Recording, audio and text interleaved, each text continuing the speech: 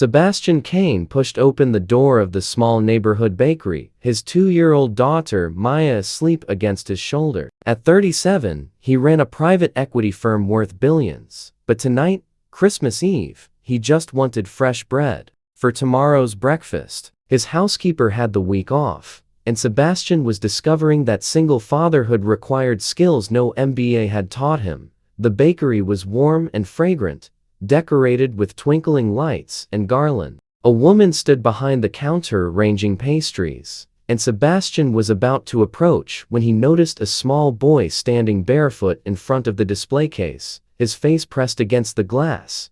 The child was maybe 6 years old, wearing clothes that were clean but threadbare, his brown hair in need of a cut. He stared at the bread with an intensity that made Sebastian's chest tighten. "Excuse me, miss," the boy said to the woman behind the counter. "Do you have any expired bread? The kind from yesterday that you can't sell anymore?" The baker smiled gently. "I'm sorry, sweetheart. We donate our day-old items to the shelter each evening. I don't have any expired bread left." The boy's face fell. "Oh, okay. Thank you anyway." He turned to leave, and Sebastian saw tears in the child's eyes. Something made him step forward. "Wait," Sebastian said. The boy looked up at him nervously. "Why do you need expired bread?" The child hesitated, then said quietly, "My mommy hasn't eaten in 2 days. She gave me her food so I wouldn't be hungry. I thought maybe if I could get free bread, the old kind, that people don't want anymore, she could eat something." The simple statement hit Sebastian like a physical blow. He looked at this barefoot child asking for garbage so his mother could eat, and felt ashamed of every complaint he'd ever made about his privileged life. "Where's your mother now?" Sebastian asked gently. "Outside. She's sitting on the bench because her feet hurt from walking. We don't have a car anymore."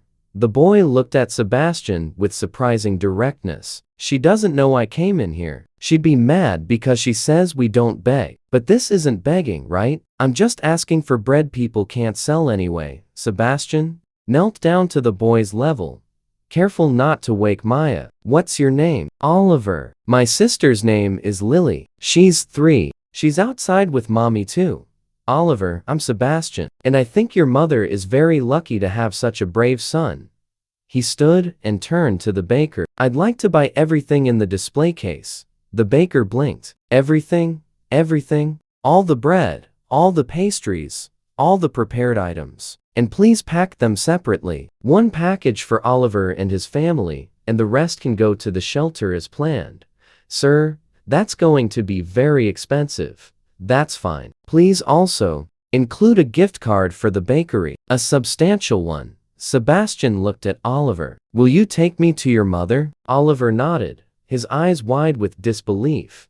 They walked outside into the cold evening, and Sebastian saw a young woman sitting on a bench holding a little girl bundled in a thin coat. The woman was maybe 28, with light brown hair pulled back, exhaustion evident in every line of her body. When she saw Oliver with Sebastian, alarm flooded her face. "Oliver, what did you do?" She stood quickly. "Sir, I'm so sorry if my son bothered you."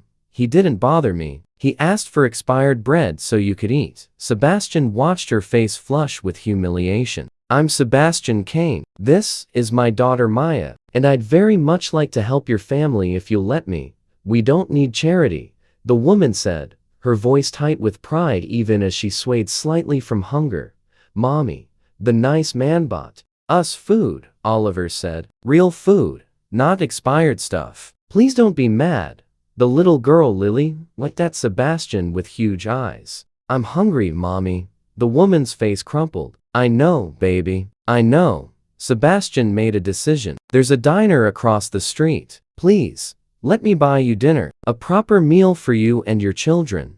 The woman, whose name was Isabel, looked at her hungry children and nodded. In the diner's warm interior, Sebastian ordered food while Isabel held Lily and Oliver pressed close against her side. As they waited, the story emerged. Isabel's husband had died in a workplace accident 9 months ago. His employer had fought the compensation claim. Medical bills had consumed their savings. The landlord had evicted them 3 weeks ago. "We've been staying in shelters, but they're all full because of the holiday, Isabel said quietly. I have a job interview the day after Christmas, but right now, we have $53 and nowhere to sleep tonight. Where were you planning to go? There's an emergency warming center that opens at midnight. We were killing time until then. Isabel looked at Oliver. I'm sorry you saw him asking for bread. I've tried so hard to protect them from the worst of this. Mommy, you told us asking for help when we need it isn't shameful, Oliver said. I needed help. The man helped. Isabel's eyes filled with tears. You're right, sweetheart. The food arrived, and Sebastian watched Oliver and Lily eat with the focused intensity of genuine hunger. He thought of his daughter asleep in his arms, never worried about her next meal. Isabel, I own several properties in the city. One is a 3-bedroom townhouse sitting vacant. You and your children could stay there until you get back on your feet. Isabel shook her head. I can't accept that. Why not? It's empty. You need shelter. Your children are sleeping in warming centers. Because I can't pay rent. Because accepting that much help feels like giving up. Sebastian leaned forward. My wife died when Maya was 6 months old. For weeks, I refused help. I thought accepting assistance meant I was failing. Then Maya got sick because I was too exhausted to notice. A friend told me that letting people help wasn't weakness, it was wisdom. What if I can never repay you? Then don't. Instead, someday when you're back on your feet, help someone else. Over the next weeks, Sebastian kept his word. Isabel and her children moved into the townhouse. He connected her with job placement resources. She got the job and started rebuilding. But Sebastian found himself spending more time at that townhouse. He showed up with groceries, played with Oliver and Lily, helped with homework. Maya adored her new friends, and Sebastian made excuses to extend each visit. 3 months later, Sebastian arrived to find Isabel cooking dinner. The children were building block towers, all laughing. They love her, Isabel said, watching them. And she loves them back. They're easy to love, Sebastian replied. All 3 of them. Isabel turned to face him. Sebastian, we need to talk about the house. I can start paying rent now, and I should probably look for my own place soon. What if you didn't? What? Didn't move out? Didn't think of this as temporary? Sebastian took a breath. What if this became permanent? You and me and all 4 kids as a family? Isabel stared at him. Are you asking what I think you're asking? I'm asking if you'd let this become real. I love you, Isabel. I love Oliver and Lily. I want to wake up every morning in a house full of love. People will think I'm using you.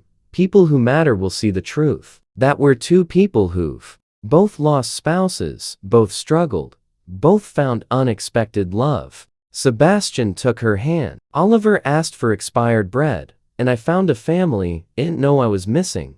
Isabel kissed him, tears streaming. Yes to all of it. 6 months later, they were married in the same bakery where they'd met. Oliver proudly served as ring bearer in his toast. Sebastian told the story of a barefoot boy asking for yesterday's bread. Oliver taught me that true courage looks like asking for help when you need it. He asked for expired bread, and I found a family worth more than anything I'd ever built. He looked at his wife and their 4 children. We're built from loss and hunger and willingness to accept help. And that makes us stronger. Oliver raised his juice glass. I asked for old bread and got a new dad. So always ask for what you need. You never know what might happen. Sometimes miracles look like barefoot children and expired bread. Sometimes they look like businessmen who choose compassion. Sometimes they look like 2 broken families becoming one whole one. And sometimes, the greatest wealth is recognizing that what we have means nothing unless we share it with those who have nothing. If this story touched your heart, please like, share, and subscribe. Comment about times when asking for help transformed you. Your stories remind us we're all one moment away from needing grace or offering it.